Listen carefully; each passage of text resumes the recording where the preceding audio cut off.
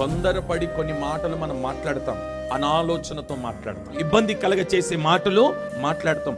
చిన్న పెద్ద మర్యాద లేకుండా మాట్లాడడం కూడా చాలా నష్టాన్ని కలగ చేస్తాం. నీ నోటి మాటల వలన కుటుంబాలు విడిపోతున్నాయేమో ఒకసారి చూడు. ఒకసారి మాట మన నోట్లో విడుదలైన తర్వాత మరలా దాన్ని వెనక్కి తీసుకోలేము. ఈ నాలుక సర్పము లాంటిది. దీన్ని సరైన రీతిలో వాడితే ఈ నాలుక దేవుని స్తుతించే నాలుకగా ఉంటది. ఈ నోరు ఎప్పుడు కూడా శపించకూడదు. మనకు తెలుసో తెలియక పిల్లల్ని ఏం చేస్తామంటే సావురా అని అంటాం. ఆ మాట చాలా తప్పు. మన పిల్లల్ని సైతాన్ అని కూడా అనకూడదు. వాడు సంతోషపడతాడు.